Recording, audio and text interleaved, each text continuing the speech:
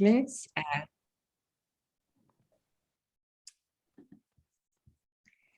right, and please bear with me one moment while I pull it up.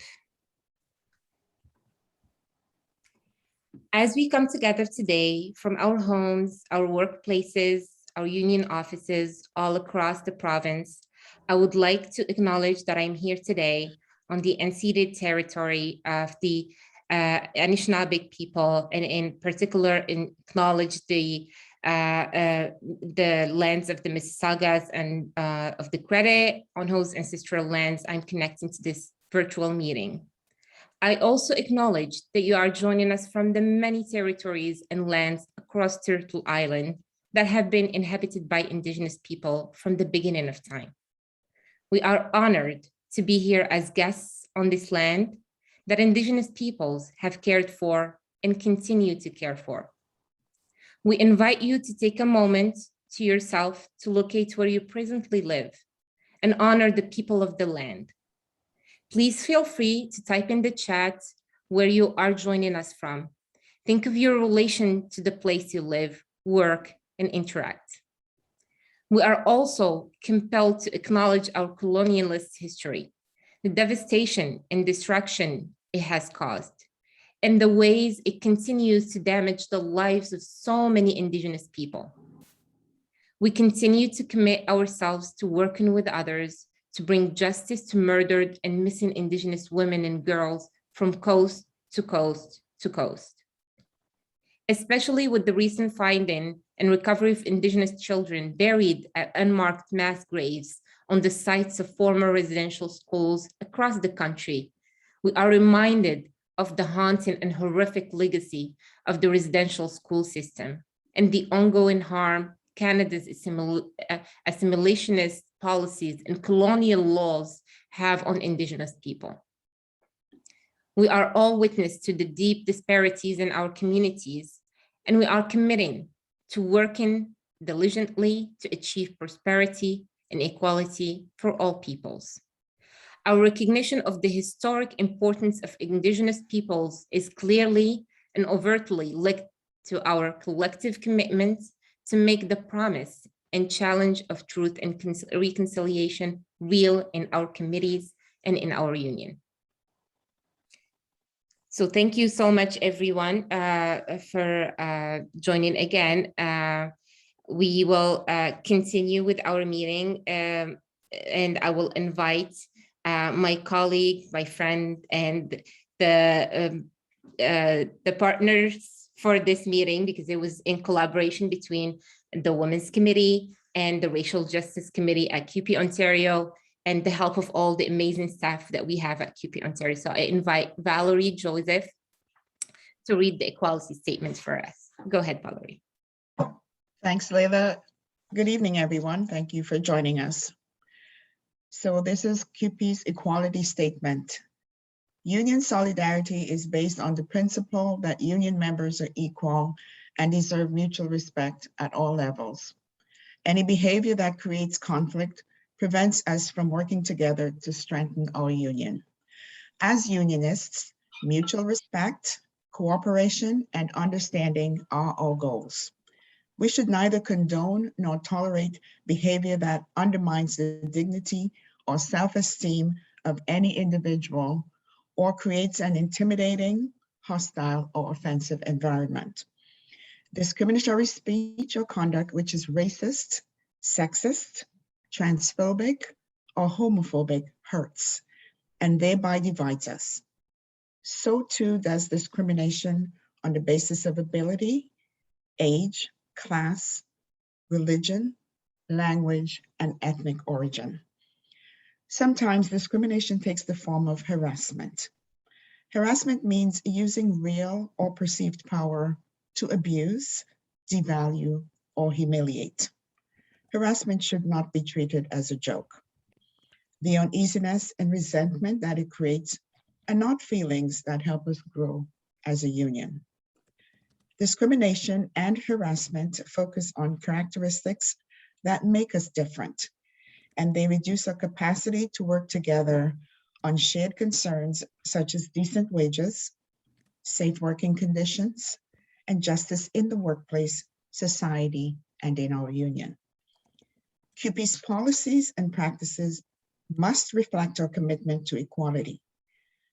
Members, staff, and elected officers must be mindful that all persons deserve dignity, equality, and respect. Thank you.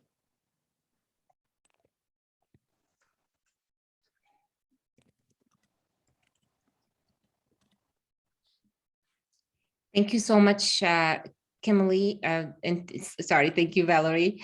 And I will now invite Brianna to read the UN Declaration for people in recognition of people of African descent. And Brianna is a member of the Women's Committee. Go ahead, Brianna. Thank you, Leila, and welcome everyone to this event. I'm going to read the Statement of Recognition of the UN International Decade for People of African Descent. CUPE Ontario recognizes the UN International Decade for People of African Descent.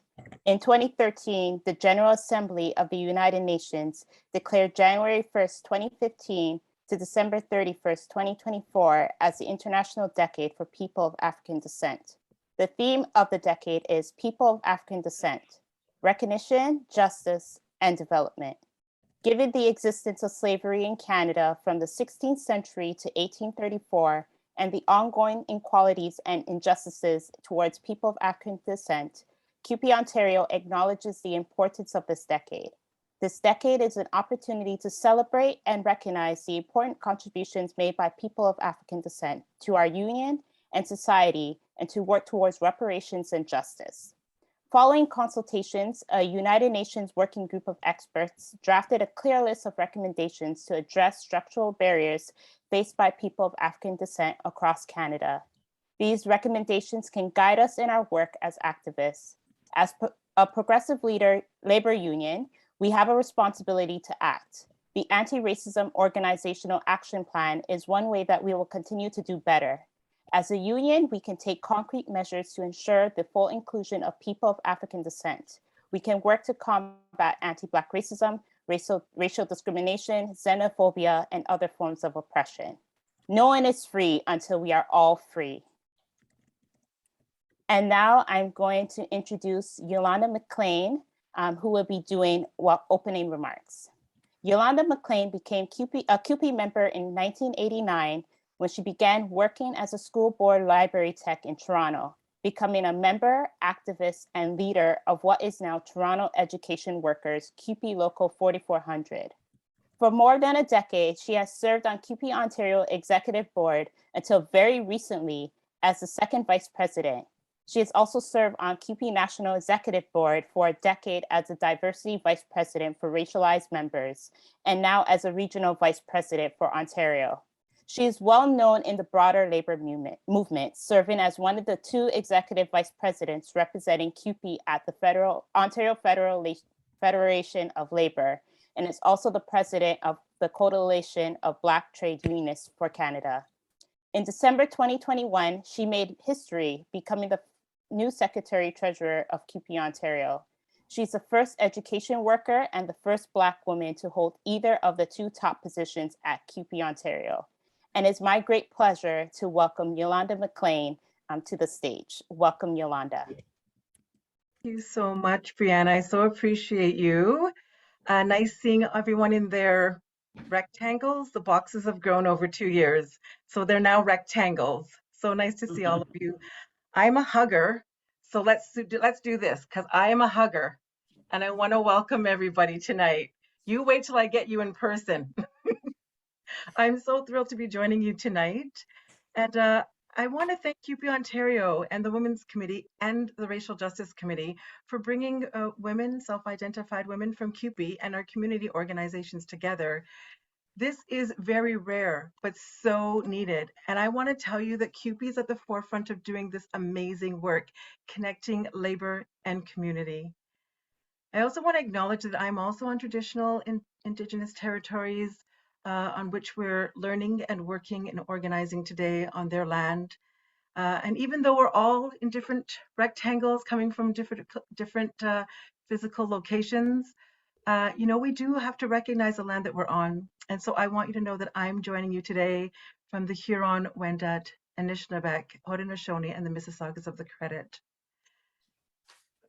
Every individual has the right to dignity and respect within the union and within the workplace, and creating and preserving a safe, harassment-free environment from all union activities, events, and meetings are our collective responsibility. And as such, CUPE's Code of Conduct will be in effect for this meeting and this space. And for those of you that are unaware of our community organizations that have joined us, if you feel like you need to speak with someone or you feel like you need to connect with someone, if you look on your chat list of names, sorry, I was just reading that just to see what it was.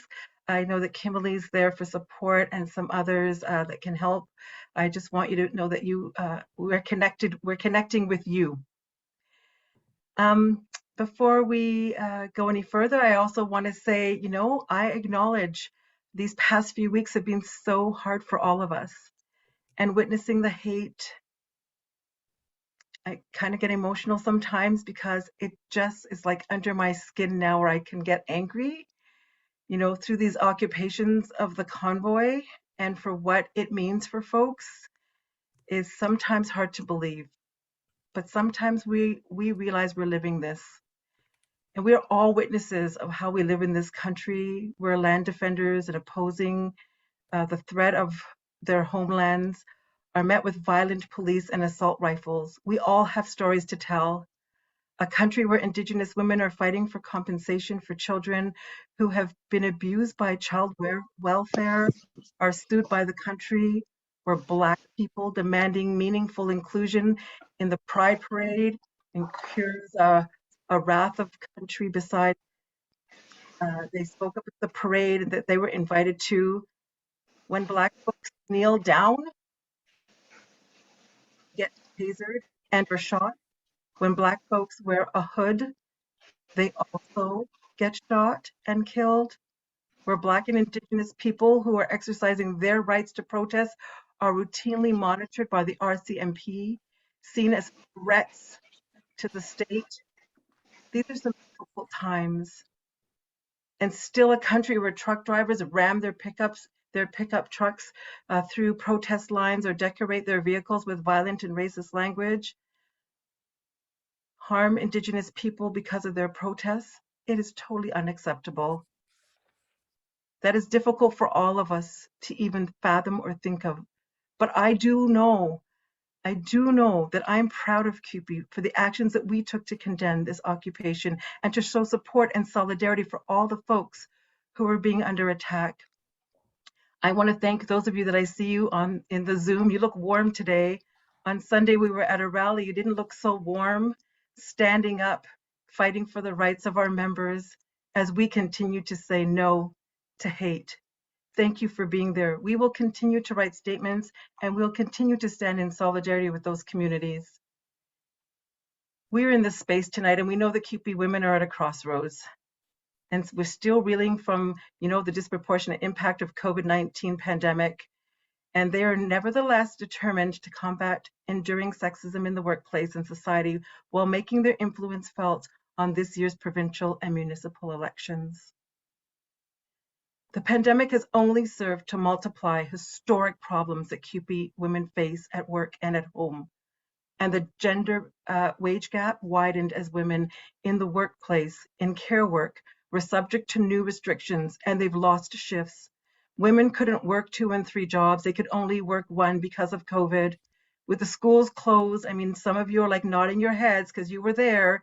Some women workers face increased childcare pressures, deciding whether they can feed their family or go to work, but they couldn't do both.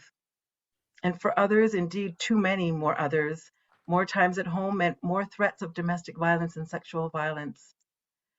And I want to reassure you that as a Secretary-Treasurer of CUPE Ontario, while we have all these fights against us, I commit to supporting the work of the Women's Committee, the work of the Racial Justice Committee, the work that our communities are doing in conjunction with labor, to put women's issues at the forefront and to make sure that resources available to conduct this crucial and very vital and important work. We will also continue to build allyship with the community groups and the grassroots activists to build up this country that some of us do call home. Collectively, I know that elections are coming, and I'm sure if Fred was talking, he'd say, "Uh-oh, you forgot to talk about elections. Don't forget to mention that in your opening remarks." But one thing I know about this group, we're ready to vote out Ford. We're ready to vote out the government that we think about and work on and get excited about. Electing, we have 9 CUPE members that are running in the upcoming elections, and we have so many others that are gonna represent workers' struggles and will be the voice at the table for us. And I know that what we demand for them to help us do, they will demand at Queen's Park. I know that there are other people in this Zoom that aren't in our world here, but on the other side of the Zooms, and we know that we can go to them, and we know that we can talk to them. We know that we have an opportunity to be with our friends and family, to talk to them about the upcoming election and the importance, and talk about the things that are important to us. And hopefully some of the discussions tonight will raise some of those issues. And I also know that others cannot speak on our behalf. So I'm glad that you're here. I'm glad that you had this space to empower each other, to build with each other this vital work so that we can move forward. And I look forward to doing it with you and moving forward in a positive direction. I'm looking forward to the rest of the conversation, and thank you. Thank you so much, Yolanda. It's always heartwarming to hear you speak, and with the red wall behind you. I love that color, by the way. Thank you so much for joining us tonight. Thank you. Thank you so much for having me. The color is called No More Drama. I thought I could say that in this forum. Noted. Love it. No more drama. Yeah. All right. I am so happy to introduce now our moderator for the event, who's going to facilitate the discussion for us. So it is really a privilege for us to have Chris Leonard with us. She is a community worker and facilitator providing training on grief and loss, resiliency, and restorative practices.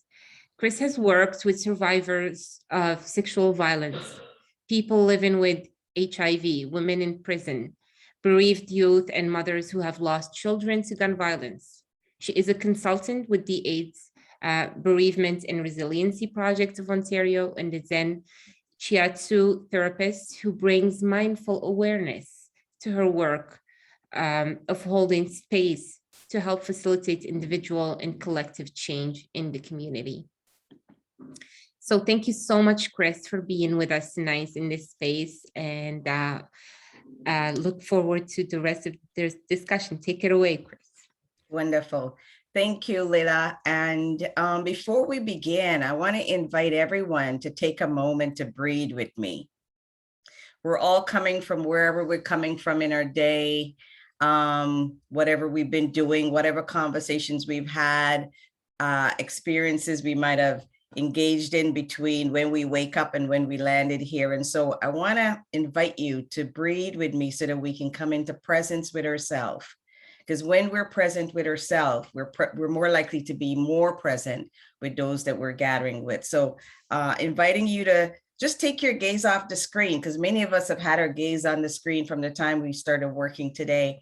Lower your gaze. You don't have to close your eyes. But in lowering your gaze, what you're saying to yourself is, in this moment, I'm choosing to pull my awareness inward. It's been all out there all day. And in this moment, I'm giving myself time and space to come in to my mind, body, spirit. So for those of you who would like to join me, just take your gaze off the screen and just notice right here, right now, in this moment, what is present with you. And as you're breathing, and you don't have to breathe to my rhythm or my pace, just breathe your own pace, your own time, just breathing in slowly in through your nose, sending the air way down into your belly, and then exhaling through your mouth. And you just do that as often as you choose to. So as you're breathing, just notice, how am I coming into this space right now? Noticing what's present for you physically. What's your body saying? Noticing any tensions, any tightness, anything that is calling for your attention right now. And there's nothing you need to do about it. It's just to notice. You can choose to do something about it after you leave this space. So breathing in through your nose and exhaling through your mouth. And as you breathe, just give yourself permission to just release and relax, maybe drop your shoulders. If you're noticing any tightness in your jaws, maybe your gaze, your eyes, just soften it. Breathing and giving loving attention to you and only you in this moment. And as you continue breathing and noticing, just drop down into your heart and notice emotionally what's present. How are you coming in? Noticing, are you feeling grounded and centered? Are you feeling a little discombobulated? Maybe a little frustrated with something that didn't go well just before you got on this call? Just notice what emotions are present with you. And whatever's present, it's yours, it's natural and normal, and there's nothing we need to do about it. Even if there's anger. Anger is an emotion that can help, a lot of transformative change, social justice change came because people got angry and pissed off, and they said, you know what, I'm going to use that to fuel, to make some change for my reality and for the reality of those that I'm supporting. So all emotions are present, are welcome. All emotions are natural and normal. So continue breathing and noticing. Check in your mind. Notice what's present. That task that didn't get completed, or that thing you have to do after. So notice if you can give yourself permission to just be here and let go of what came before now, and just, give what needs to come after now space. You will pick that up when you can after this time. So again, coming into presence. Physically, how am I in my body right now? Emotionally, how am I in my heart right now? Mentally, what's going on in my mind stream? And breathing, and then scanning spiritually, if that has resonance for you. How am I coming in? How is my spirit in this moment? Do I feel grounded and connected to source? Do I feel some disconnection, some dis-ease? Just notice what is present and how you're doing really.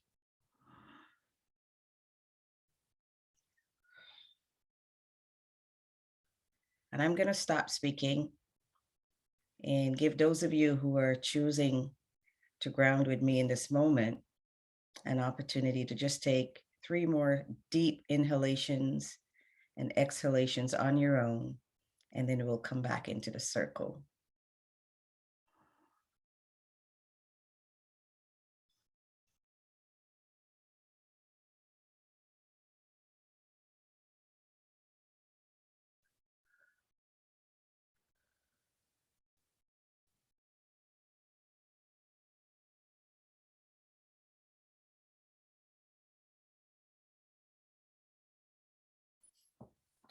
Okay, so present with ourselves so that we can be present with each other really, really matters in this time of total uncertainty, collective grief, pain, all the stuff that we're dealing with in this time of this pandemic and all the shadow pandemics that we're dealing with.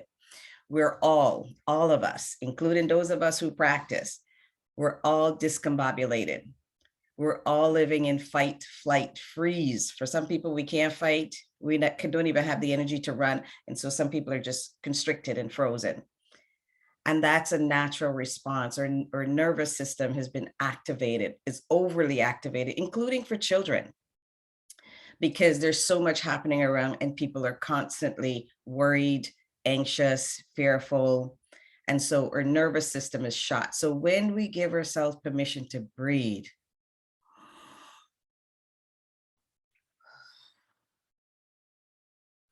and breathe some more,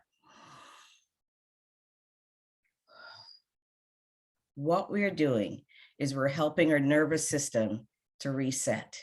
We're helping our nervous system, the parasympathetic nervous system, the one that is responsible for rest and restoration and ease, to relax. So then it helps our heart rate to come down. It helps our blood pressure to come down. It helps a lot of physiological stuff in our bodies to settle.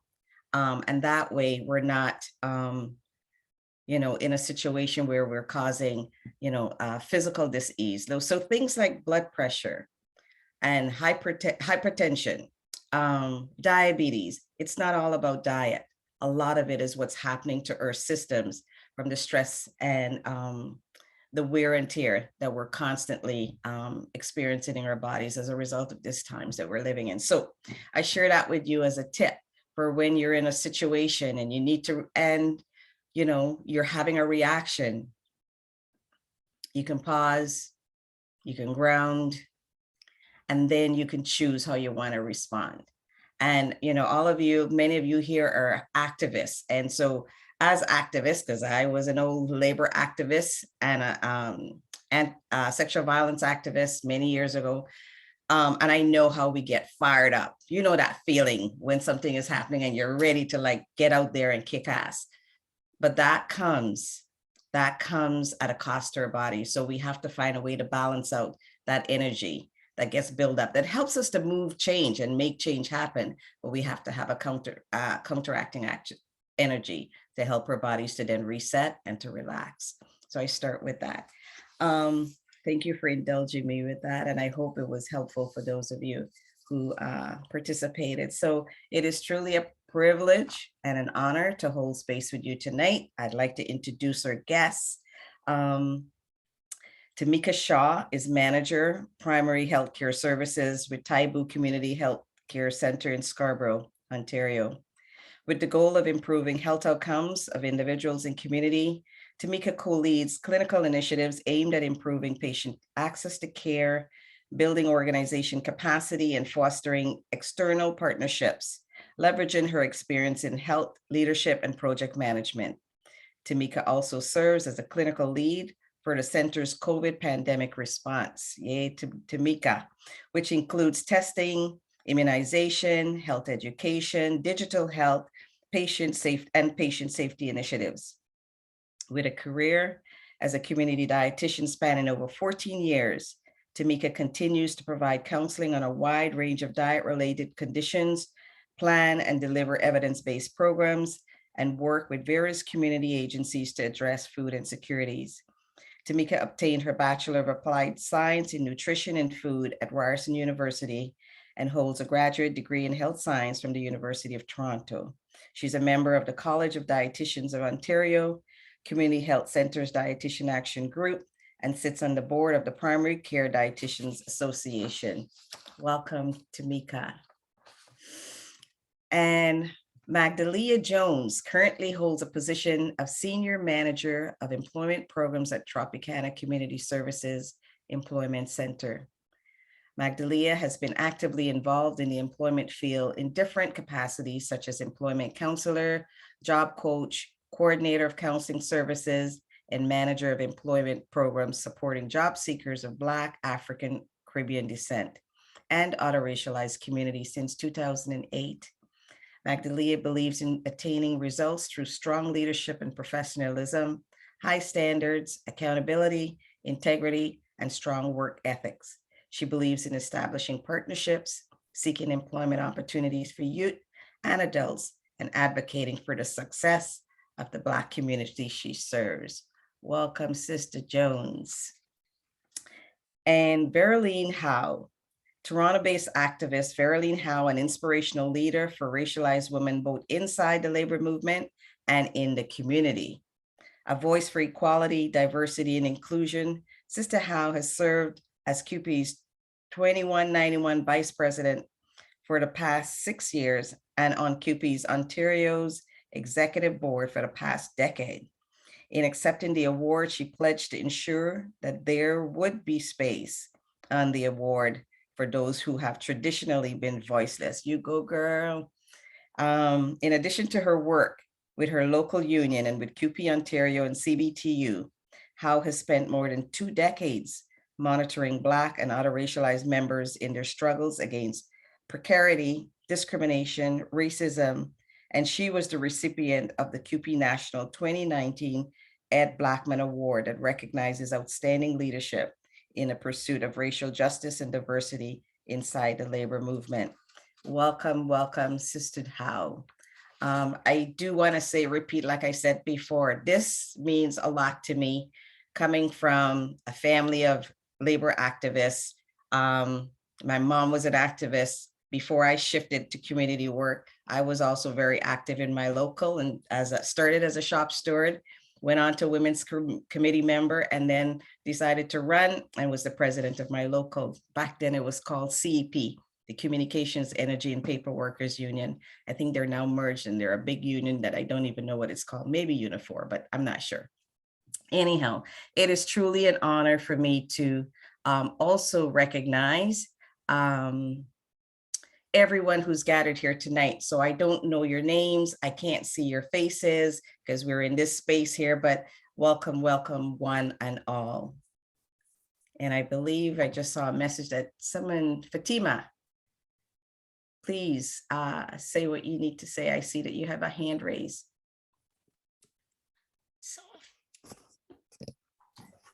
Sorry, Chris.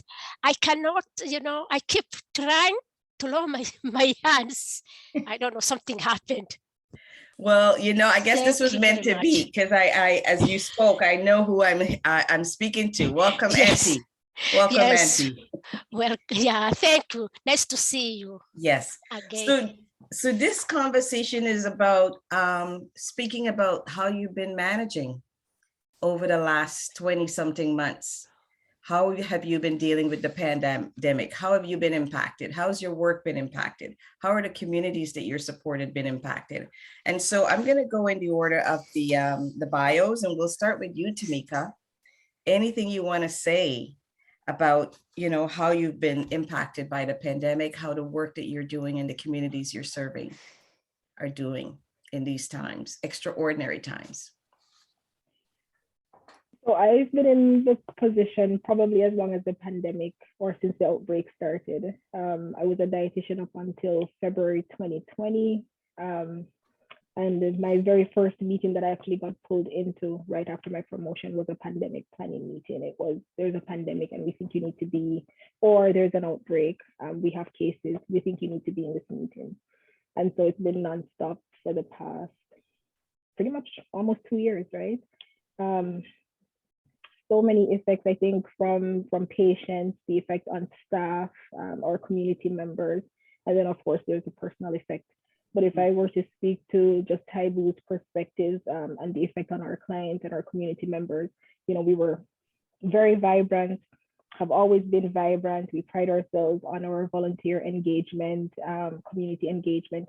And so all the groups, programming that we had that were in person, our women's group, men's group, or all our youth groups, we had like a weekly meal drop-in group. All those things have paused, and it just hasn't been the same since. A lot of people were able to shift some of our programming to virtual platforms, but you can't really replicate that in-person social interaction. So because our women's and our men's group they have a higher proportion of seniors, as an example, they're experiencing social isolation, and we can do the wellness checks and call-ins and so on and so forth, but sometimes it goes a long way, because for a lot of those people coming out to our programs or coming out to in-person appointments, that was a way for them to connect with others.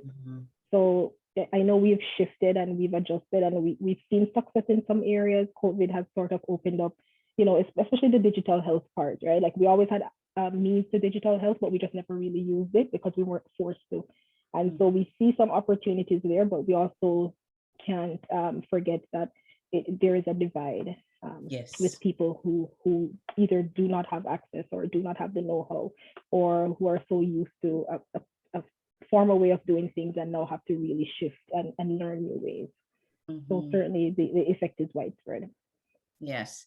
And I know you barely glossed over you, Oh, me? but how have you been impacted, sister? Yeah, this is the busiest I've been.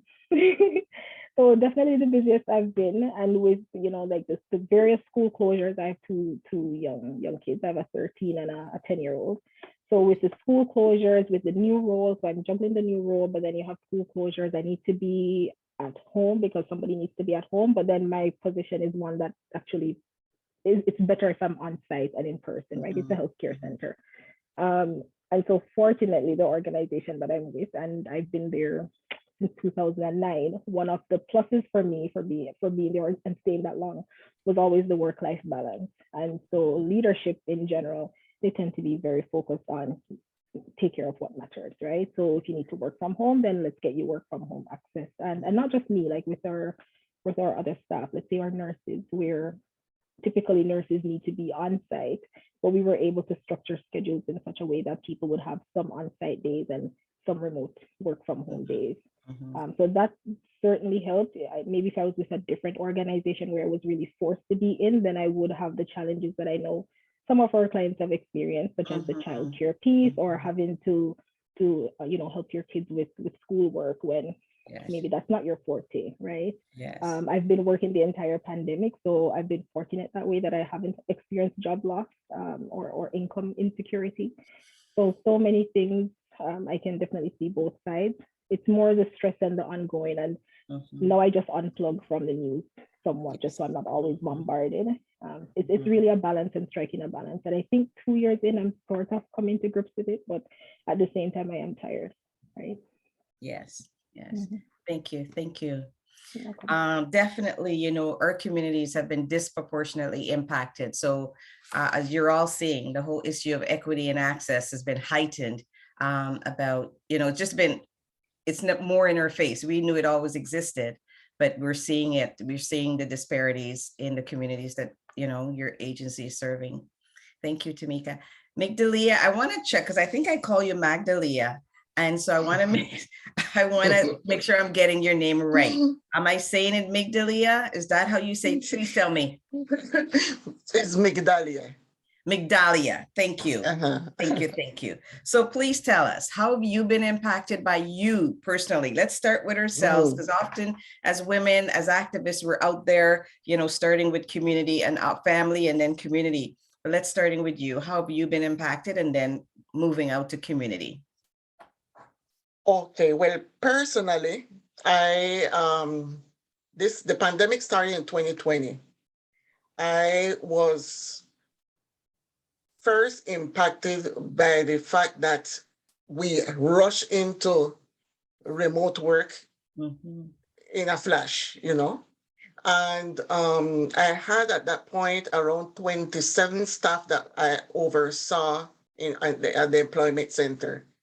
And our priority was to get the staff up and running, comfortable working from home. So as manager, myself and the director of the employment center, we worked the first days 24 hours because the staff had their own personal computer and together with IT.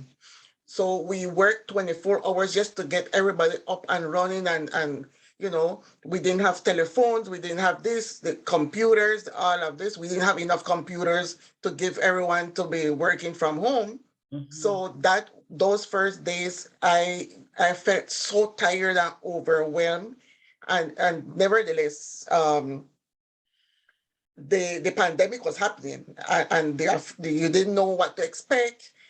And it was, it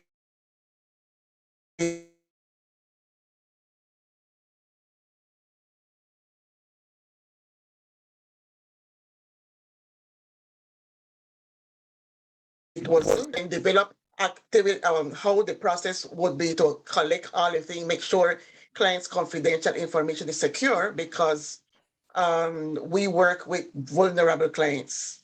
So we had to make sure that their privacy is secure.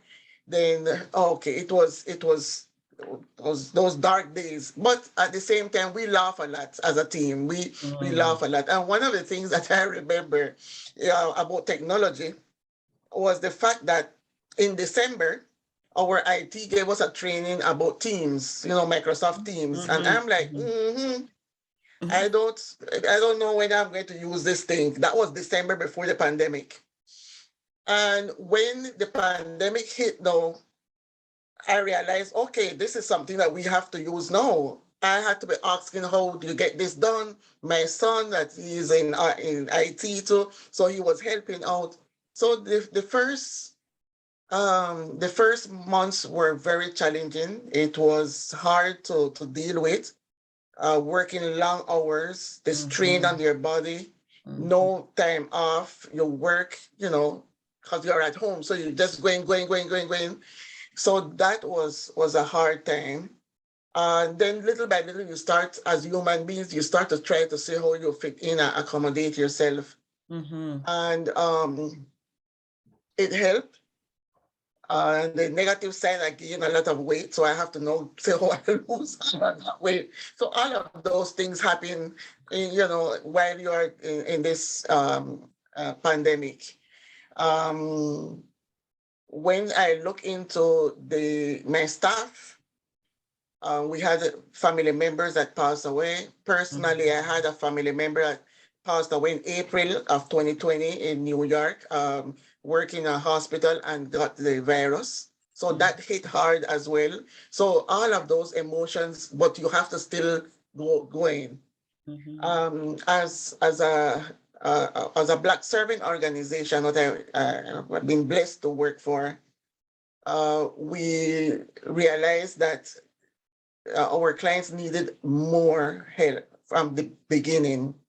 We had one client that a family member committed suicide. So we had to support this client during that transition. One of our employment counselors was assigned to coach that person. So we had another client also that said, I don't have a job, I don't have anything, I'm not eligible for this and that. So the best thing for me is to die. So we had clients that expressed that pain. And but at the same time, I felt so much pride in our organization because we have our head office that we distribute food. We have a program named the Harvest Share, and we distributed food. Our organization maintained ourselves open throughout the pandemic. We had staff that went in, even though we were all scared about this virus, that no one knew what to do with this virus, how was it contracted. We had staff that worked every single day to make sure that we delivered food to our clients. In fact, the clients didn't have to come to us. We went to their homes and deliver the food and make sure that our seniors and those that are in need, people with disability, receive their meals every day continuously up to today. So we even opened also a program for clothing, that those that needed clothes, they could come in. So we really have firsthand the need of the Black community that is very much high. And the impact of the pandemic has been tremendous. It's one thing you can hear the numbers, but the next thing is that you live the reality of these Black folks, especially. And I know other communities might also be facing difficulties, the racialized communities, but we know that our Black community have been very much impacted. And I don't even want to talk about youth. Youth have been seriously impacted with the pandemic. The isolation, the lack of relationship that have been missing, a lot of different issues. So that is what I can talk in a nutshell of how it impacted us. Yeah, thank you. Thank you. And you touched on so many things in terms of not just client loss, but personal losses, and not just loss due to death, but the other intangible losses of connection, right? Loss of the ability to hug someone, loss of the ability to just, walk down and find a coffee shop and sit out with someone and have a tea. And all of those losses have been adding up, and we're really feeling it. And, coming out of this pandemic, there's going to be a need for a healing and recovery for all communities, but in particular for the Black community, about, really check, because like you said, suicide is real in our community. We don't talk about it a lot, but it's definitely happening. We're losing adults, we're losing teenagers, we're losing children. And so coming out of this pandemic, the need for a healing and recovery plan is definitely key, because connection is key, and the pandemic severed connection. So how do we repair and bring people back together? Thank you. Veroline, welcome. I'd like to invite you to share your story of impact and of living in, dealing with the mental and emotional weight of these times that we've been living through. It looks like we're coming out, we're seeing the light at the end of the tunnel, but we're not there yet. How have you been impacted? How have your work been impacted? Well, so just as folks know, I work with individuals with disabilities, and I work in a group home setting. And what I can strongly and vividly remember is when it was announced that the day programs will be closed, all the individuals will now remain home, and the fact that, staff could no longer hold down 2 jobs. They had to do 1 job only. And when all that came about, my supervisor approached me. Well, I'm an assistant to the supervisor, and a number of staff resigned. So we had no overnight. And I was thrown. Well, I would not say I was thrown, but I volunteered, not knowing what I was going to be getting into. So I said, okay, I will cover the overnight until there's coverage. And here I was in a situation, having now to go home and let my family know I'm doing overnight. I was at the crossroads of entering retirement. And so my entire life was put on hold at that time. So working at the overnights, it was not really new to me, the overnight, but at this stage in my life, I said, why am I doing overnights now? I mean, I'm not going to my bed. I'm not my bed. I'm, here caring for vulnerable individuals who really need me. And it was an emotional roller coaster. And I will never forget that. Although you may receive all the thanks from your superiors, from your managers, or what have you, yes, that is appreciated. But it's just that the emotions and the commitment at that time. Now looking back, you finally realize that this whole pandemic has turned our lives upside down, and we are now at the crossroads where we're trying to steady that ship. And we sometimes I feel that sense of hopelessness, where when will things return to normal? So I no longer try to use that term, return to normal. I am saying now at this point, we're just moving ahead. And it's just survival for the fittest, as they would say sometimes. Survival for the fittest. So now I'm in that mode of survival, because for me, I'm dealing with having to really finally say, I'm retired, I'm going home, I'm dealing with with me. And now there's a whole agenda in my lap right now, and trying to prioritize what comes first and what's next. But I know at the same time, I don't want to be selfish. And I'm sure many of our sisters here will say, agree with me. It's not about being selfish, but we have to take care of ourselves, our souls and our minds. So that is how it has impacted me. And as a CBTU member, the support, the CBTU members continually reach out and try to provide that support.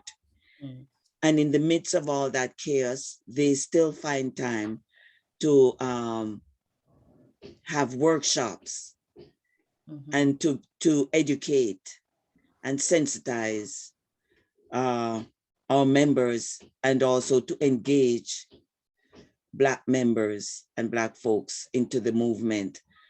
So as it rightly says, it's the Coalition of Black Trade Unionists. And this, I don't know how many folks are aware. I'm sure a few folks here are aware of the Coalition of Black Trade Unionists, which this was formed in the US mainly, but there's a chapter here in Ontario. And as Chris said, you know, her mom is well known for that and recognized for starting this coalition and introducing the Coalition for Black Trade Unionists. The chapter, I'm just going back into the history here now. There are over 54 chapters. So spreading out through the US, and there's this one in Toronto, which, as you may all know, our sister Yolanda McLean, she is the president of this chapter. And it's just amazing to see the kind of work that's being done by this chapter, and the push to not only educate, but to sensitize our members to the situations that we're faced with. The coalition, yes, it's not a union, as folks may not be aware of. It's not a union, but we're here to support and to assist members to go through whatever conflicts they may encounter within their unions. So it's all about that support, and there's that great gap that we try to fill. And I know there's a lot to the history of the coalition, and folks can go to the website and read up some more on there, but it's just heartbreaking, and it becomes so emotional when you hear about our sisters out there. And I just want to raise one flag for us not to forget the home care workers, Black casual workers who go into the homes to support and to care for the sick, for the seniors. We should not forget them. I'm sure many of us on the panel have had some experience working with the seniors, and having come across home care workers who hold down 2 and 3 jobs and who are up against a lot within the community. They're very vulnerable, let's put it that way, very, very vulnerable. And each time that I'm asked to speak at anything, for somehow it's a passion in me to speak about casual workers and home care workers who during the time of pandemic, their hours were cut, and they had nowhere to stay because their shifts you know, they work 2 hours at this house, then they travel miles and work an hour at another home. And the working conditions were bad for them, really, really bad. So I think I'll end it that way, that right there. And thanks again for allowing me to be on this panel. Thank you, Verlene. And, you know, solidarity, you know, bringing the, speaking in solidarity of our sisters and brothers, right? And people who are out there doing the work that is visible, is not visible, and it's necessary. I remember having home care workers coming over when my grandmother lived with me. I know a lot of women, friends, women that I've worked with who are doing home care, and it's very, very, you know, they're at risk for all kinds of conditions in those homes. When I worked at a rape crisis center, I remember one of them being raped by the grandson of somebody she went to care for. So that stuff is, you know, their reality out there in the field. And it's not for, you know, they don't have the benefits and the security that many people in organized labor has, you know, and so it's, thank you for, you know, bringing them forward and naming and speaking to their, lifting them up in this time and space. Thank you. Thank you. Something you mentioned about the impact of the pandemic, about the emotion, you know, the impact, the mental and emotional weight of the pandemic. And I'm glad that you're mentioning it, because oftentimes we, you know, we had to do what we had to do, right? We had to keep it together and keep on keeping on. But that came at a cost to our minds, our bodies, our hearts and spirits, and naming that that is true. And so I just came across something that I want to just share my screen and read, because it speaks to the impact of the pandemic was traumatic. And this is somebody who wrote this piece that says, I want to acknowledge that living through this pandemic is a trauma, and which is why we're going to need healing and recovery for all members of society. And in particular for those communities, Black, Indigenous, people of color communities, racialized communities that are disproportionately being impacted and bearing the brunt. Parts of our brain have shut down in order for us to survive. As a result, we're not able to fully process a lot of what's going on. So if you're feeling confused, overwhelmed, and you mentioned that, Magdalia, it's a real thing. There's nothing wrong with you. It's a fact of the trauma of this time that we're living in. So feeling numb, feeling out of touch with our emotion is normal. Some people have become more hypervigilant, anxious, which is why the breathing and the grounding is so important, because it helps their nervous system to settle, while others have become hypo or depressed. So that's the freeze, right? So it's fight, flight, hyper vigilant, hyperactive, hyper aroused, or hypo, the depression, the freezing aspect of it. And so what I want to say is that, you know, for all of us, this is a real traumatic event that we're coming through. And so not minimize, to not minimize what we've been through, and that for us to, oh, what's happening here? Sorry, I want to take it down.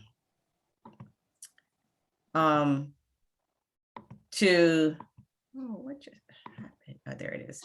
To take care of ourselves, to find a way to take care of ourselves. And, you know, as we're taking care of the needs of the people, you know, stuff around food and resources, that we also need to be looking at the mental and emotional well-being of those we're serving. So I put a note in the chat to invite other people to speak. I haven't seen to share, or if you want to unmute and say anything, please, you know, raise your hand and let us know. And support folks, maybe you can just let me know, because I can only see us on the screen. And so just let me know if anyone's got their hands raised. But while we're waiting for that, I want to ask you, Tamika, what's been holding you steady? Go ahead. Sorry, I see that. I just wanted to let you know, Chris, that Beverly had their hands up. So. Okay, good. All right, so we're gonna hold that thought. So think about the next question I'm gonna be asking you all is, what's been holding you steady? What's keeping you going? What's helping you to, you know, get up another day and to get out there and to do the great work and the good work that you're doing of service to community? Okay, Beverly.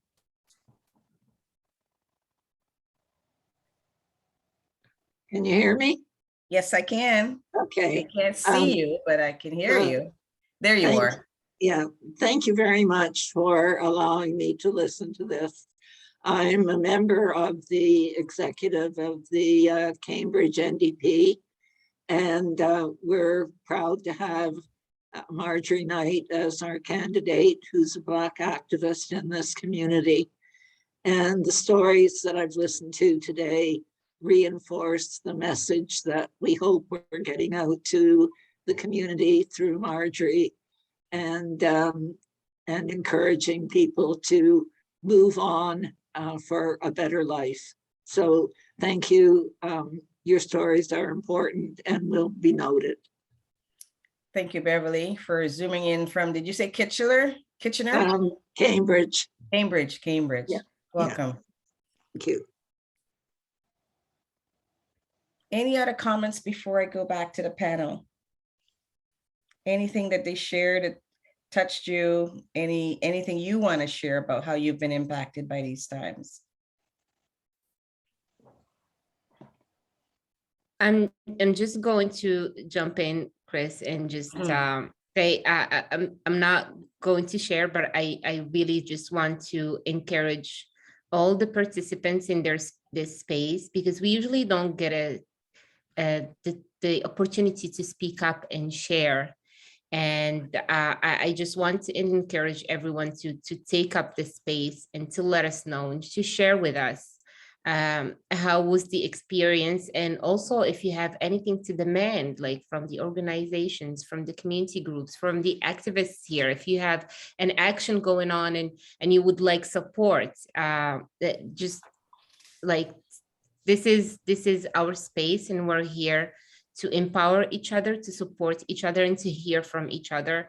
It's the rank and file, the grassroots activists, and just all of us like together on the ground. So yeah, this is what I had to say. Thanks, Chris. Thank you, Leila. So There's something in the chat from Paula Peters. Yes. And Paula is asking about the stats around the impact of COVID on the racialized community. I personally, I don't know if anyone here has got stats, please put it in the chat or unmute and let us know. I don't know if any of the panelists have stats. What I do know for sure is that racialized communities, Black, Indigenous, and other racialized communities have been disproportionately impacted and have borne the brunt of this pandemic. But if people have any numbers, that would be good to share. Thank you for that question, Paula. And Paula had her hand up too, so maybe she wants to share something with us. Go ahead. Good evening, everyone. What I don't have any stats, and what I've been hearing is that there isn't any stats because people forgot to take any stats about us.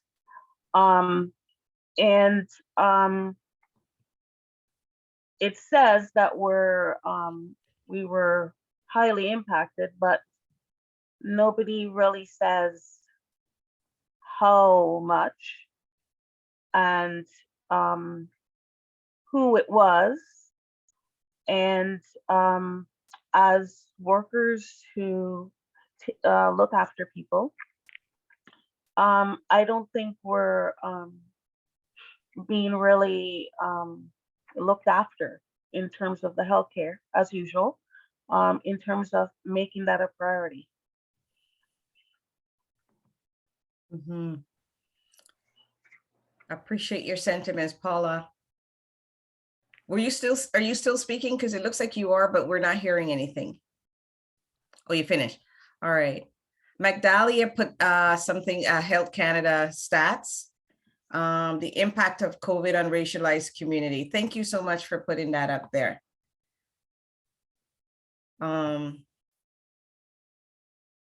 We do, okay. Thank you for that. Toronto Black COVID task. Go ahead. Go ahead, Kimberly. Hi, thanks. Yeah, I just also wanted to say that I heard the previous speakers' comments and they're important. There have been a lot of calls for data to be collected, particularly race-based disaggregated data. And so I appreciate Migdalia sharing those sources in the chat. And I just also wanted to say that it's important for us to remember that our own lived experiences are also part of those statistics. So really value your lived experience, really value and give honor to the lived experiences of other people you know in your communities. All those are also statistics. So I just wanted to offer that as well, because I think for a long time, we've been told that our experiences are not important. They're just experiences, they're just our emotions, or just our feelings, but we know it's so much more than that. So yeah, that's all I wanted to say on that. Okay. Thank you, Kimberly. And thank you, Maimuna. I hope I'm saying your name right, for pointing out that the Toronto Black COVID Task Force is pushing to have this race-based data too. Appreciate everybody weighing in to help answer that question that Paula put to us. So back to the panelists. How are you? What's keeping you going? What's helping you to hold steady in these times? So I can go. I think it's a lot of what you mentioned before with the breathing and trying to remain present, right? So early again in the pandemic, and okay, not that early, maybe around June, July, probably right after George Floyd, impact of George Floyd. A lot of staff we're feeling the impacts of everything. It's COVID, dealing with loss of certain pieces personally and professionally, but then also, the very evidence of anti-Black racism. And so I think what a lot of people ended up saying is we need support for ourselves, not just, for us to continue to care for our clients in our community. We need to actually address our own mental health. And so we had access to a psychotherapist who did a couple of sessions and did some of the same exercises that you just walked us through, Chris. And some of that has actually been helpful. And last year, when we were finally able to do some in-person stuff, but outside, we also had what's called a therapy walk. So we were outside, somewhat of a hiking or a guided walk, but it involved some therapeutic pieces, so connecting with nature and being mindful. And I've been trying to implement a lot of those things. It's been on the go for the last 2 years. And there are times when I do feel that hypervigilant piece. And from a personal perspective, in terms of how I deal with things, I kind of thrive on pressure. And I thrive on deadlines, but I actually feel it the very next day. So today, for example, was a really long day for me. I'm okay now. Usually by 8, I'm winding down, but maybe by tomorrow I might get a migraine. And those migraines only started since COVID. So that's just a personal piece.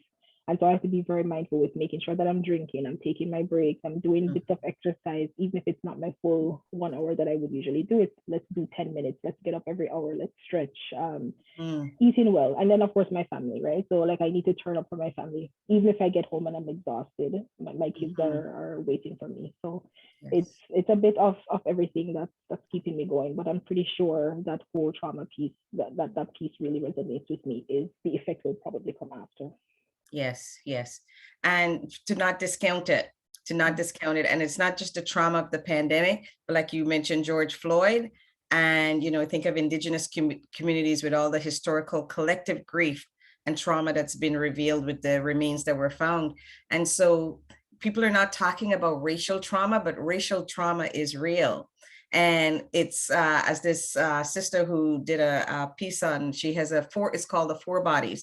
I'll put it in the chat, a holistic toolkit for coping with racial trauma. I'll just put a name, I don't have the link, but she calls racism the multifaceted abuser.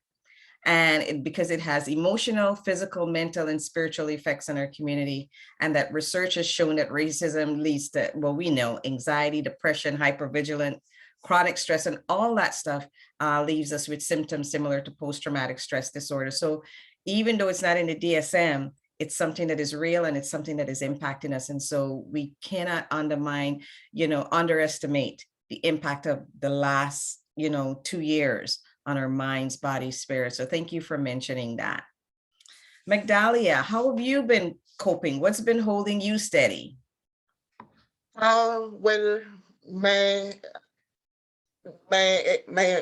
I could say my family holds me steady, because My husband would take care of me, would make sure that I am eating, that I leave because I have an office. This is my work office.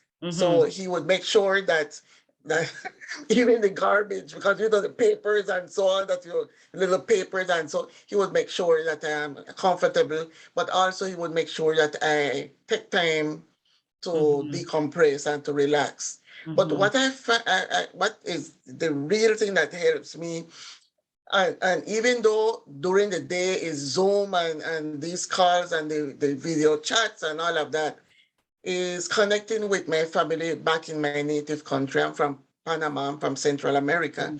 So they are the ones who would call in, and we have this special bond because that time we talk and we laugh and we forget all about COVID, and we even make joke of COVID, what they are doing down there, what people are doing here, and we started to exchange. So I think just having these connections and having time to laugh and to forget what we are facing as a society helps me personally to overcome all the trauma and hearing the stories of those who are less fortunate than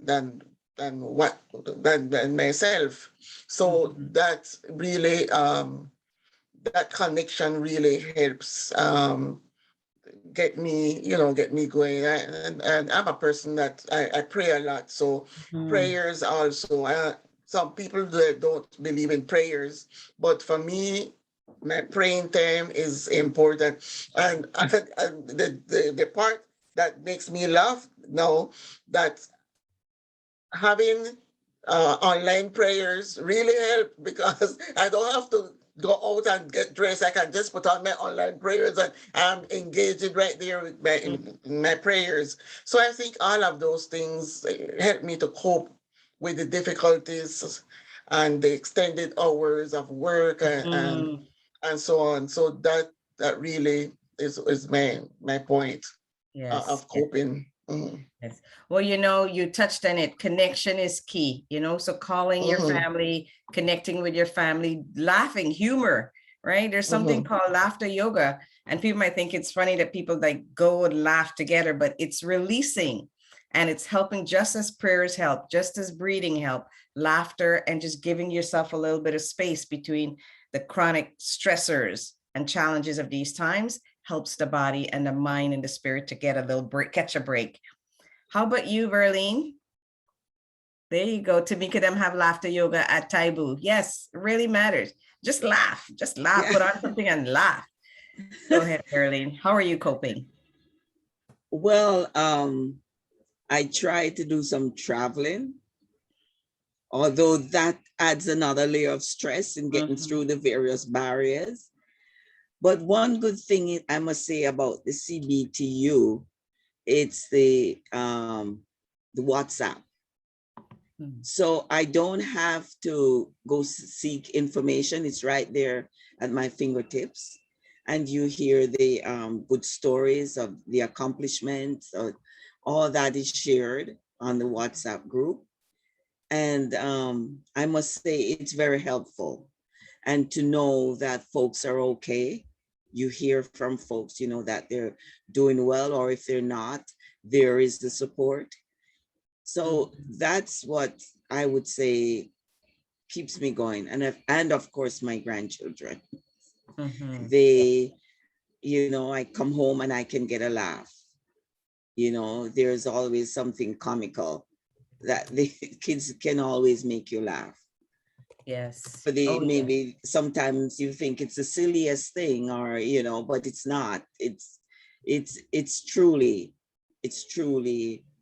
a way of them expressing themselves, kids, and then it's a way for us to receive that joy and laughter. That's so right. Yeah. Yes.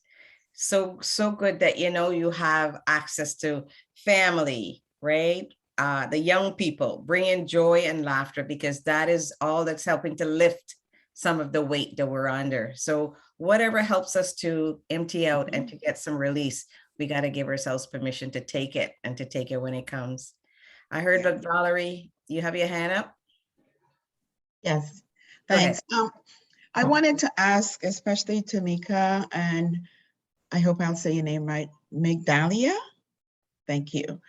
So I heard about, or we've heard how this has impacted you in terms of doing your work, your coping mechanisms, etc.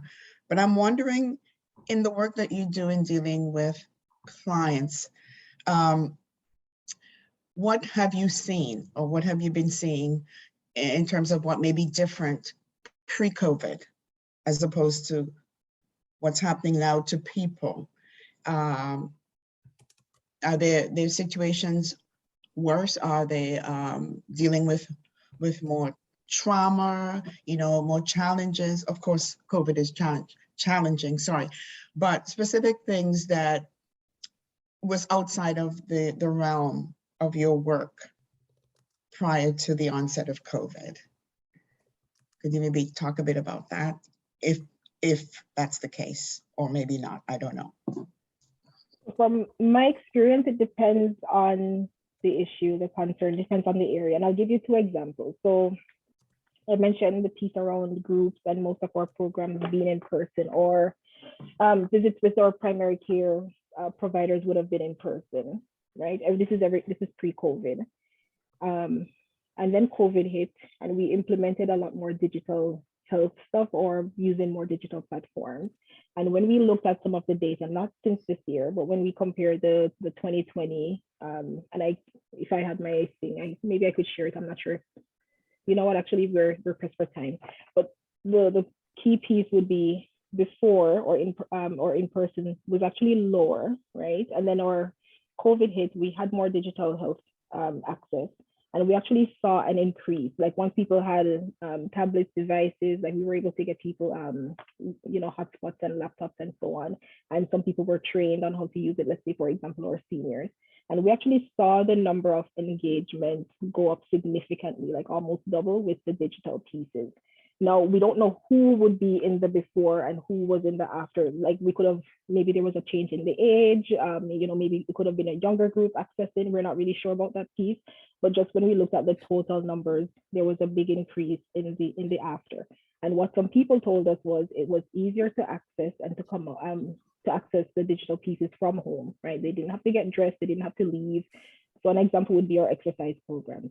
I want to participate in our Soca Size, Zumba, after work stuff, but maybe at the end of the workday, people were too tired. And so when they're doing it at home, they can just join from anywhere. They don't need to be on video. There was no pressure, and they were able to have their participation. So we actually saw an increase. Another area that we saw would be people saying, well, let's say our or perinatal program, where new mothers then didn't really have to leave home. They didn't have to think about childcare to attend an in-person program. So they were able to do video one-to-one consultations with their social worker or with the psychiatrist, or they were able to join a group. So the format was different, but we actually saw some participation. So it was almost like a 50-50. Some people really missed the in-person and the social connections, like I mentioned. And then there were other people where they were able to participate because they didn't have to get ready and take a bus and commute from wherever. And so it just depends on the area that you were looking at. Some people, there were some pluses, and then there are some areas where we know that it's a negative. Hopefully that helped to answer what you were asking. Any other? Same as with Tamika at our and in response to the great question. At my workplace, we have an array of client groups because we have 2 daycares. They had their own needs and their own issues. We have programs for children and for youth in school age. And we have the employment program, which is for working age from 15 during the summer until whatever age that you want. And then we have seniors. So we have that spectrum of services. So each service have their client group and the clients have their own challenges. What we found that we had to have staff working in our office and we had to declare ourselves essential workers, because what we found that the service for, because we have service for domestic violence, we had to have counselors in office because it was hard to get counseling to a person that might be facing a domestic situation remotely, because we don't know if the aggressor is sitting next to that person. And our way to escape was leaving home and coming to us and get the service without the aggressor sitting next to them. So we had to contemplate all of those issues. We had in the department of that work with children under school age, we found that children were acting up more, but not because they are rude or what we would label them, was because they were isolated, their friends, so all of these things, we had to have staff coming into the office when everybody else was at home to help these clients that they could not be served remotely. In employment, because we served vulnerable clients, we had clients that because they had a criminal case, they were working with correctional services, they might not be able to use a laptop or a computer because their condition does not permit them to use an internet device. So we had to have to help them, get a job without using the technology. So those are the different difficulties that we face. And these are just simple examples of situations based on the needs. And just to wrap up, I know of time, one of the things that we found, and that was our, that disturbed us a lot with the pandemic, was the fact that we have youth programs, employment youth programs, that they have 2 weeks of pre-employment. And we had, before the pandemic, we delivered those at our head office. During those 2 weeks, the participants had access to the gym where they could play basketball, and they had breakfast, meal, and warm lunch delivered because we have an industrial kitchen. So these youth had food because many times they didn't have anything to eat. And we knew that during those 2 weeks, these youngsters had something to eat. And with the pandemic, we don't know. Yeah. We really don't know. So these were the challenges that we faced during the pandemic. And what we are thinking, what is going to happen post-pandemic when we go back out? So we are just trying to figure out how we are going to be serving our population after the pandemic. Thank you so much for that. Thank you. And I know we're at 8 o'clock, but Veroline, I want to offer you an opportunity. Any final words before I do the closing and invite Layla to do the final thank yous? Anything you want to add?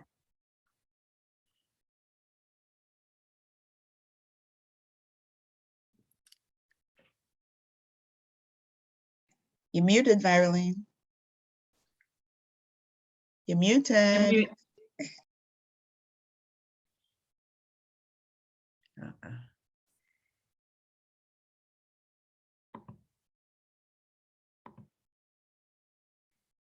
You're muted, Violet. There you go. You're muted. You unmuted and mute right back. I know. I don't know what's happening to my screen here. It's just you're good now. right Though. out. You're good now. You can hear me now? Yes. Yeah. No. I was just asking for you to repeat that question. No, I was just saying, is there anything you want to add before we close? Anything. Well, what I would like to add is the fact that, we're hearing all these stories tonight, and mixed in with the emotions and all of that. I still have, I can say as Blacks, I'm still confident that we will pull through as a group of people. I think we still do have that inner strength to pull us through.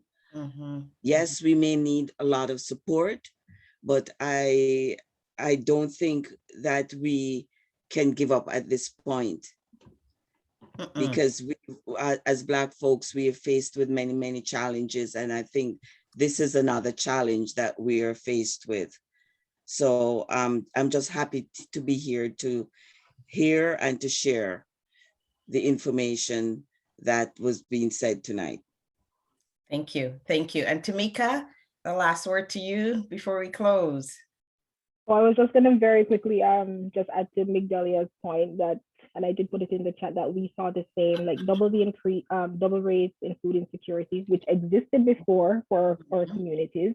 Mental health and well-being, that was always a concern for our communities, but double rates on the food insecurity. And so programming going forward would really need to address that piece, and not just the Band-Aid solutions.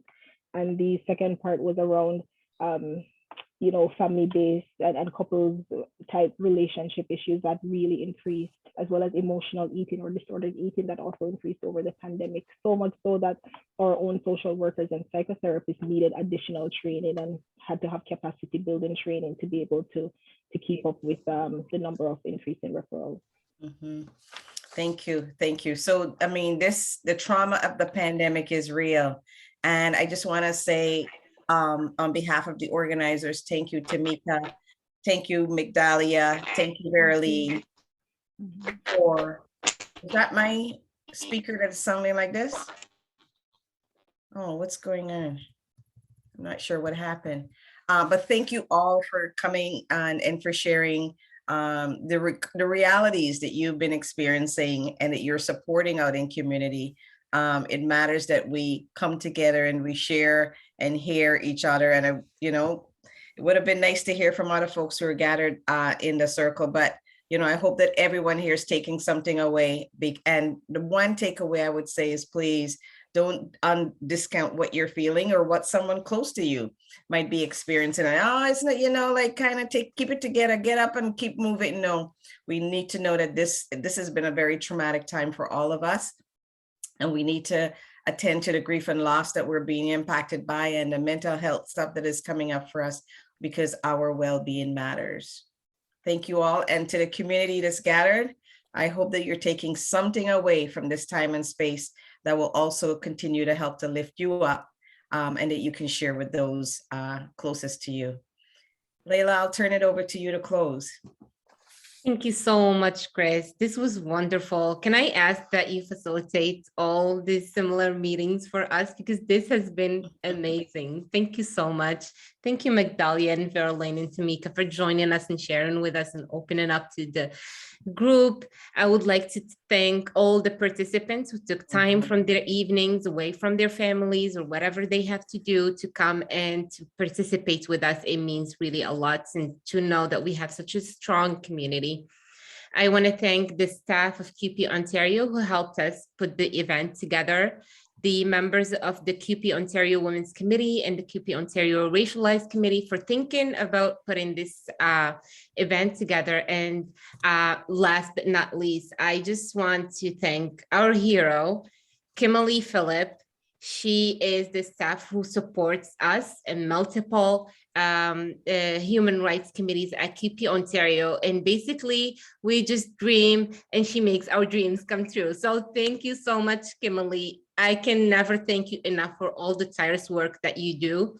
It is really amazing. And I'm not gonna forget to thank Yolanda and Fred, our officers who always support us as committees. Whatever events we want to do, they make sure we have all the resources to make them happen. So thank you, everyone. And I will leave it at there, and have a great evening. And we'll connect with you soon, hopefully. Layla? Valerie, yeah. Yeah, sorry. Before we go, I just wanted to say to everyone, again, thank you. But today is Jamaican Patty Day. And the reason it is celebrated on February 23rd, this started in 1985, when the federal government decided that it did not meet the definitions of a beef patty and suggested that it be called a meat pie. And the Black community fought back, the government rescinded, and then the city declared the 23rd every year as Jamaican Patty Day. Okay. Today is also National Pink Shirt Day, to wear that to speak out against bullying and to boost self-esteem. So those two important days are happening today. And as you know, last but not least, it is Black History Month. We have a lot to celebrate every year, but I wanted to just highlight three important things that I think we need to acknowledge. One, I am very proud that the Canadian Mint chose this artist, Kwame Delfish, who his father is from Antigua. This is the country I'm from originally, and their family friends, his parents and mine.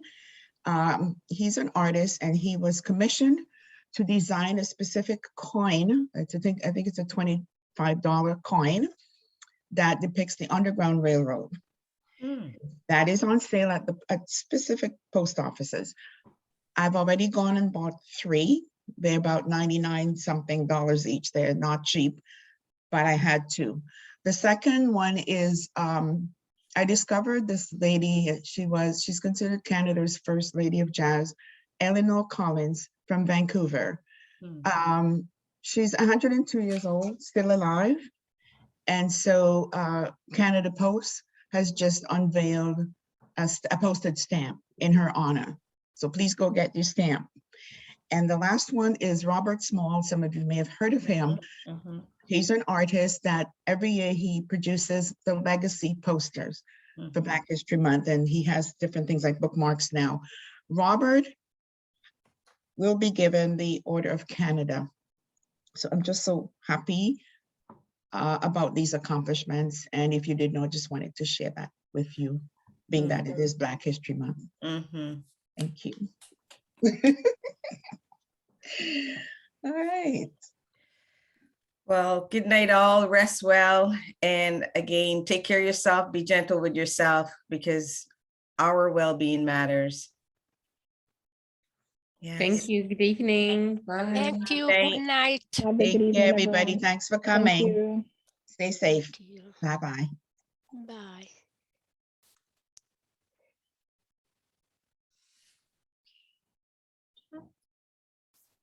Thanks so much, Chris. You're welcome. This is so great. I wonder if Layla is still here.